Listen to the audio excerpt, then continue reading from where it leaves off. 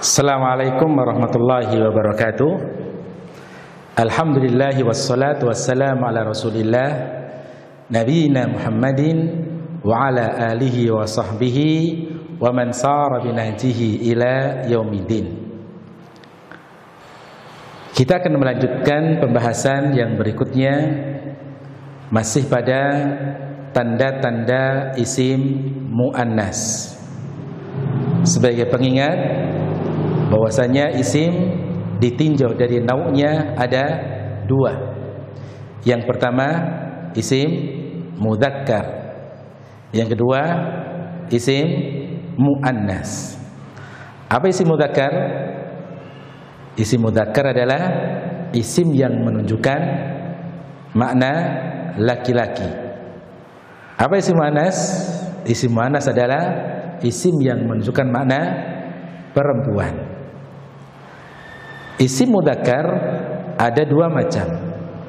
Yang pertama adalah mudzakkar hakiki, yang kedua mudzakkar majazi. Mudzakkar hakiki adalah isim mudzakkar yang menunjukkan jenis manusia ataupun binatang. Yang kedua muannas mudzakkar majazi adalah isim mudzakkar yang selain dari manusia dan binatang.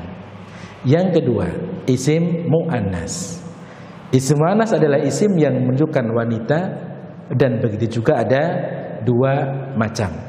Yang pertama muannas hakiki, yang kedua muannas majazi. Apa itu muannas hakiki? Muannas hakiki adalah isim yang menunjukkan manusia ataupun binatang.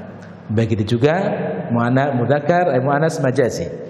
Muannas majazi adalah isim yang selain daripada muannas majazi, isim yang menunjukkan wanita tapi selain daripada manusia ataupun binatang.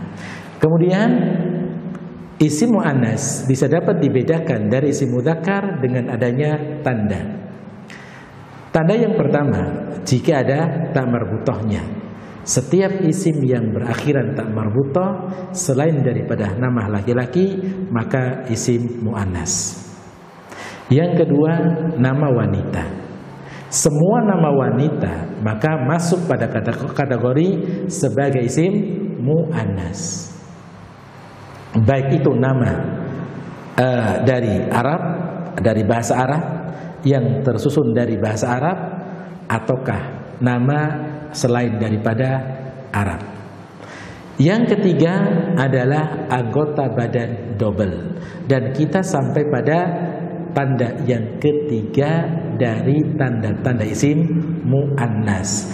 Pada umumnya rata-rata isim atau anggota badan double adalah isim yang muannas dari beberapa contoh yang telah kita berikan pada pertemuan yang telah lalu. Sekarang kita masuk pada tanda muannas yang keempat, adalah sifat yang khusus untuk wanita.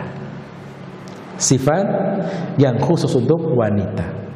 Maksudnya adalah sifat ini adalah sifat yang hanya dimiliki oleh seorang wanita yang tidak ada pada diri seorang laki-laki. Ini adalah sifat khusus wanita.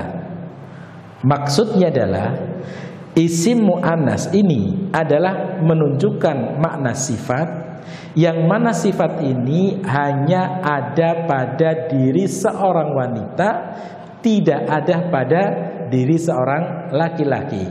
Maka inilah sifat khusus wanita. Makanya contoh di situ adalah hamilun. Mana hamilun? Hamil. Hamil adalah sifat wanita. Sifat yang dimiliki hanya wanita, laki-laki nggak hamil. Makanya terkadang tidak perlu untuk memberikan tak marbutoh pada kata hamilun. Maka terkadang tidak perlu untuk memberikan tak marbutoh pada kata hamilun. Kenapa kata hamilun? Kalau yang dimaksudkan adalah sifat khusus untuk wanita, maka tidak perlu untuk diberi tak marbutoh, karena dia sudah menjadi sifat khusus untuk wanita. Contoh lagi adalah murdiun, menyusui. Nah, menyusui ini sifat wanita, sifat yang khusus dimiliki oleh seorang wanita. Maka terkadang ya tidak perlu untuk dikasih tak marbutoh. Namun suatu saat juga ada diberi tak marbutoh, silahkan. Tapi terkadang tidak perlu untuk dikasih tak marbutoh, karena murdiun tanpa diberi tak marbutoh, tanpa adanya tak marbutoh pun sudah menunjukkan sifat wanita, yang artinya menyusui. Begitu juga haidun, wanita yang haid. Maka kata haidun merupakan sifat khusus yang dimiliki oleh wanita, sehingga tidak perlu untuk diberi tak marbutoh. Suatu saat untuk dikasih tak marbutoh silakan, tidak menjadi masalah. Tetapi bukan berarti dia adalah ketika tidak ada tak marbutohnya menjadi isim yang mudzakkar, itu tidak. Jadi sifat yang khusus dimiliki oleh wanita terkadang tidak perlu untuk diberi tak marbutoh. Maka cukup haidun, hamilun, murdiun. Kalau seandainya dikasih tak marbutoh boleh, nggak jadi masalah. Tapi ketika tidak ada tak marbutoh, bukan berarti dia adalah isim yang mudzakkar. Loh, kenapa? Karena mereka ini adalah merupakan sifat yang memang khusus dimiliki oleh wanita. Baik. Kemudian tanda yang berikutnya, yang kelima dari isim muannas adalah sifat ikut wazan fu'la. Sifat ikut wazan fu'la. Baik. Sifat ikut wazan fu'la. Kita mengetahui sebuah kata sifat yang mengikuti timbangan bacaan fu'la ketika masuk dalam susunan kalimat. Jadi tanda ataupun ciri isim muannas yang berikutnya adalah sifat ikut wazan fu'la. Kata sifat yang mengikuti timbangan bacaan fu'la. Untuk mengetahui sifat tersebut yang mengikuti timbangan bacaan fu'la adalah ketika dalam susunan sebuah kalimat, yang mana sifat fu'la ataupun timbangan bacaan fu'la ini adalah untuk mensifati isim yang mu'annas. Itu yang pertama. Yang kedua, sifat yang mengikuti timbangan bacaan fu'la yang mempunyai arti paling. Yang mempunyai arti paling besar, paling kecil. Itu maknanya. Jadi sifat yang mengikuti sifat yang mengikuti timbangan bacaan fu'la, dia adalah punya arti paling. Penggunaannya adalah untuk mensifati, untuk memberikan sifat kepada isim yang mu'annas. Gambarannya, contohnya itu begini. Ketika kita ingin mengatakan begini, mobil yang paling cepat, mobil yang paling cepat, atau ini adalah mobil yang paling cepat. Mobil bahasa Arabnya sayyaratun. Sayyaratun muannas atau mudzakkar? Muannas.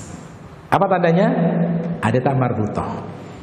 Nah, sayyaratun kalau ingin diberikan sifat yang menunjukkan arti paling, maka mengikuti timbangan bacaan fu'la. Maka lafadznya adalah hadhihi sayyaratun sur'a. Hadhihi sayyaratun sur'a. Maka kata sur'a adalah mu'annas karena sifat yang mengikuti timbangan bacaan fu'la. Contoh lagi. Ra'aitu imro'atan jumla. Ra'aitu imro'atan jumla. Jumlah di situ isim yang muannas. Kenapa? Karena jumlah ini merupakan sifat yang mengikuti timbangan bacaan fu'la. Yang mana fungsi daripada jumlah di sini adalah memberikan sifat pada isim yang muannas, yaitu imro'atun. Ra'aitu imro'atan jumlah mempunyai arti saya melihat seorang wanita yang paling cantik. Baik. Contoh lagi misalnya, hadihi talibatun husna. Hadihi talibatun husna. Kata husna isim yang muannas. Kenapa? Karena husna merupakan sifat yang mengikuti timbangan bacaan fu'la. Keberadaan husna pada kalimat tadi adalah memberikan sifat untuk isim yang mu'annas, yaitu talibatun. Jadi hadihi talibatun husna mempunyai arti ini adalah murid yang paling baik. Murid yang paling baik. Tentunya untuk seorang wanita. Jadi untuk tanda yang berikutnya adalah yang kelima, bahwanya sifat ikut wazan fu'la di sini adalah penggunaan dalam sebuah kalimat yang nanti akan kita ketahui. Yang nantinya kita bisa mengetahui bahwasanya sifat ikut timbangan bacaan fu'la adalah ketika sifat ini mensifati isim yang mu'annas yang mempunyai arti paling. Dengan kata lain nanti kalau ingin menggunakan arti kata sifat yang mempunyai makna paling, gunakan wazan fu'la.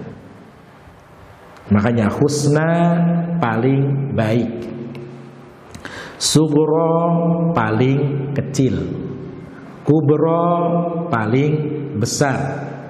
Makanya sering kita dengar istilah-istilah syafa'atun uzma. Pernah dengar kan? Iya, syafa'atun uzma. Maka kata uzma isim mu'annas. Dari mana kita tahu dia kata isim mu'annas? Karena uzma adalah sifat yang ikut wazan fu'la yang berfungsi mensifati, memberi sifat pada isim mu'annas yang sebelumnya, yang punya arti syafa'atun uzma, sifat yang paling besar, dan seterusnya. Baik. Kemudian contoh tanda yang berikutnya adalah sifat ikut wazan fa'la. Sifat ikut wazan fa'la.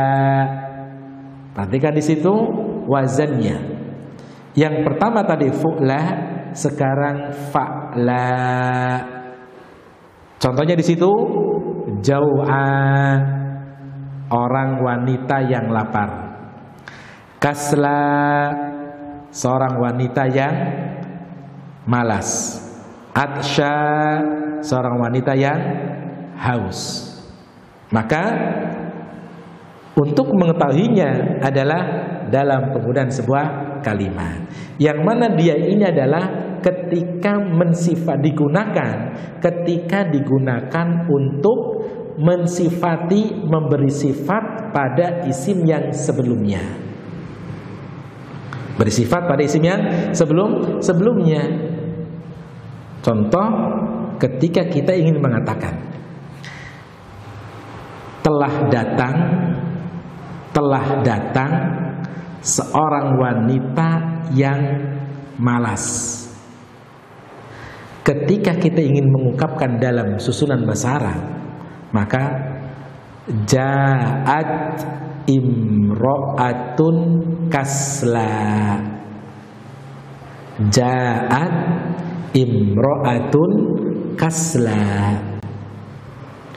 Maka kata kasla menjadi isim yang mu'annas karena mengikuti timbangan bacaan fa'la, yang mana wazan ini, timbangan ini memang untuk sifat yang mu'annas yang penggunaannya untuk mensifati isim mu'annas yang sebelumnya. Contoh lagi misalnya hadihi tabibatun jau'a. Hadihi tabibatun jau'a. Ini adalah seorang dokter yang lapar. Maka jau'a merupakan isim mu'annas karena mengikuti timbangan bacaan fa'la. Contoh lagi misalnya bakat bintun atsya. Bakat bintun atsya, telah menangis seorang anak wanita yang haus.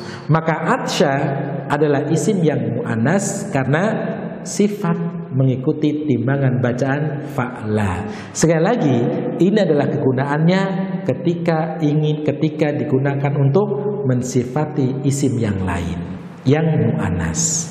Kemudian yang ketujuh, di antara isim yang mu'annas adalah sifat ikut wazan fa'la'u. Sifat ikut wazan fa'la'u. Perhatikan bacaannya, jangan sampai salah melafadzkan wazan. Wazan yang sebelumnya fa'la. Wazan yang sekarang adalah fa'la'u. Fa'la'u. Hamzah harus terbaca. Sifat ini adalah untuk mensifati isim yang mu'annas. Ketika isim ini adalah sifat ini memberikan sifat kepada isim yang mu'annas, adalah wazan fa'la'u. Dan biasanya pada umumnya sifat mu'annas yang mengikuti timbangan bacaan fa'la'u biasanya terjadi pada warna. Biasanya terjadi pada warna.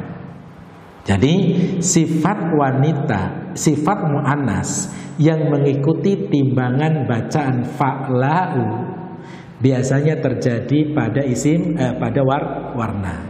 Warna yang memberikan sifat pada isim yang mu'annas. Gambarnya begini. Habbatun. Mana salah mudzakkar? Mu'annas, jelas. Kenapa?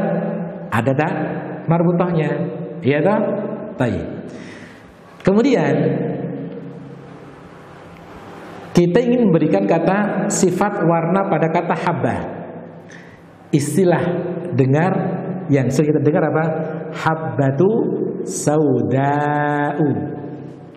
Habbatu sauda. Loh, kenapa kok dengan menggunakan sauda bukan menggunakan aswad? Karena sauda'u ikut wazan fa'la'u merupakan sifat yang memberikan sifat pada isim yang sebelumnya, yang mensifati isim yang mu'annas. Makanya itu habbatu sauda. Habbatu sauda. Makanya yang tadi kita katakan bahwasanya sifat ikut wazan fa'la'u adalah biasanya terjadi pada warna. Baik, contoh warna hijau, maka khadra'u. Warna kuning, safra'u. Warna putih, baydha'u. Warna biru, zarqa'u.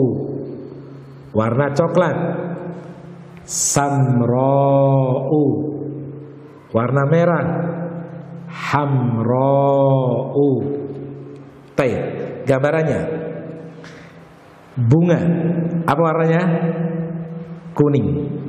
Bunga ini bahasa Arabnya zahratun. Sekarang zahratun muannas apa mudzakkar? Mu'annas. Kenapa? Karena ada tambah butohnya. Ungkapan ketika kita ingin mengatakan ini bunga warna kuning, bunga warna kuning. Ketika mengungkapkan dalam bahasa Arab adalah hadhihi zahratun safra'u. Hadhihi zahratun safra'u. Kenapa aku menggunakan kata safra'u? Karena safra'u adalah sifat ikut wazan fa'la'u yang kegunaannya untuk memberikan sifat pada isim yang mu'annas. Jadi itu. Dan contoh-contoh tadi ada yang ada dalam kitab. Safra'u kuning, sauda'u hitam, hamra'u artinya merah. Baik. Kemudian yang berikutnya adalah beberapa isim mu'annas yang tidak ada tandanya. Beberapa isim yang mu'annas yang tidak ada tandanya. Baik, untuk mengetahui bahwasannya isim ini adalah isim mu'annas adalah dalam sebuah kalimat. Maknanya begini.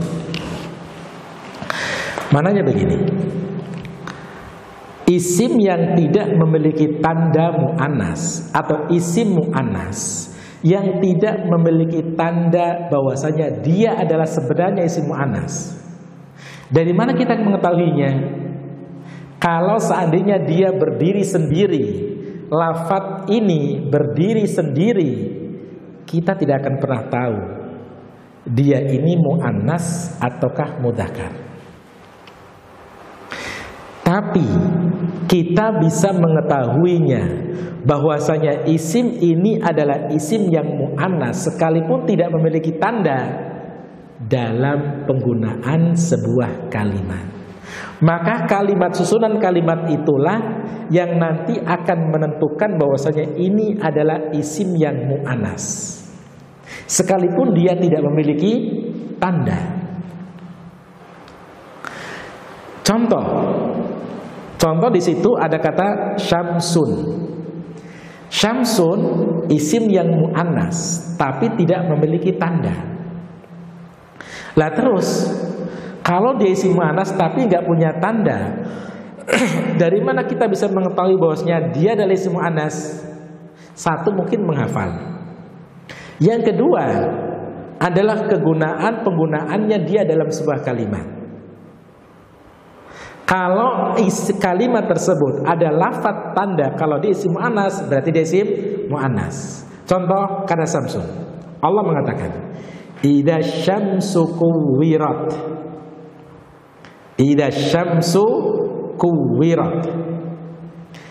Penyusunan sebuah kalimat, kata kerja Kalau ada isim yang mu'annas, maka fiilnya diberi ta ta'nis.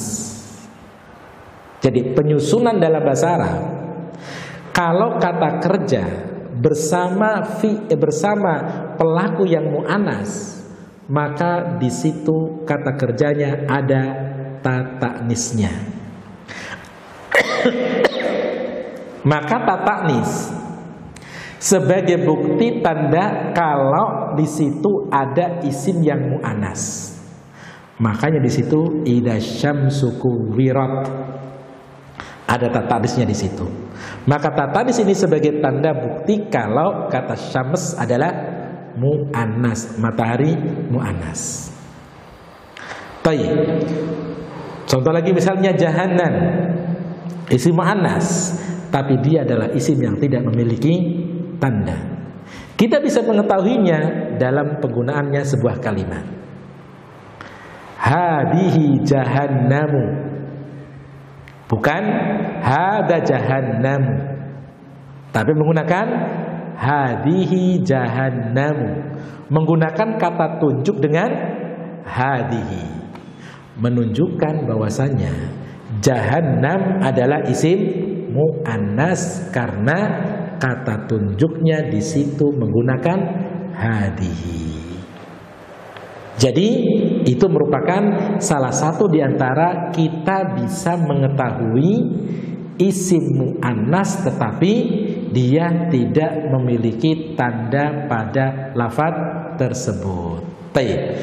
Contoh-contohnya di situ adalah jahannamu, jahannam, ardun artinya bumi, bi'run sumur, ka'sun artinya kampak, kemudian rihun artinya angin, syamsun matahari, narun artinya api.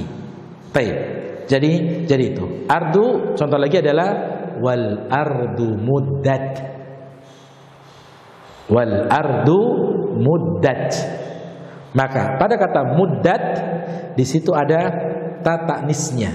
Kata kerja yang diberi ta ta'nis adalah merupakan salah satu di antara ciri di situ ada isim muannasnya, yaitu kata al-ardu. Berarti ardu adalah isim yang muannas sekalipun tidak memiliki tanda tersebut, tanda muannas tersebut. Maka dari sini selesai pada tanda-tanda isim yang muannas. Berarti selain daripada tanda-tanda tersebut yang kita sebutkan adalah isim mudzakkar. Yang dulu pernah kita katakan bahwasanya isim mudzakkar adalah dia isim yang hanya sekedar menunjukkan makna laki-laki dan dia tidak memiliki tanda. Tanda daripada isim mudzakkar adalah kebalikan daripada tanda pada isim muannas. Gambarannya adalah isim muannas tandanya adalah ada tak marbutoh, berakhir tak marbutoh. Berarti kalau isim tersebut tidak ada tak marbutohnya, berarti isim berarti isim mudzakkar. Maktabun ada marbutohnya? Tidak ada, berarti mudzakkar. Baqarun ada tak marbutohnya? Tidak ada, berarti mudzakkar. Masjidun ada tak marbutohnya? Tidak ada, berarti dia isim mudzakkar. Jidarun yang artinya tembok atau dinding, ada ta marbutohnya? Tidak ada, berarti dia isim mudzakkar dan seterusnya. Maka isim mudzakkar banyak. Dari sinilah kita sekarang bisa mengetahui mana isim mudzakkar dan mana isim yang muannas, sehingga ketika menyusun dalam sebuah kalimat nantinya kita bisa menggunakan menyusun dengan baik dan benar. Itulah yang bisa kita sampaikan pada pertemuan kali ini, dan kita tutup dengan doa kafaratul majelis. Subhanakallahumma wa bihamdika asyhadu an la ilaha illa anta astaghfiruka wa atubu ilaik. Wassalamualaikum warahmatullahi wabarakatuh.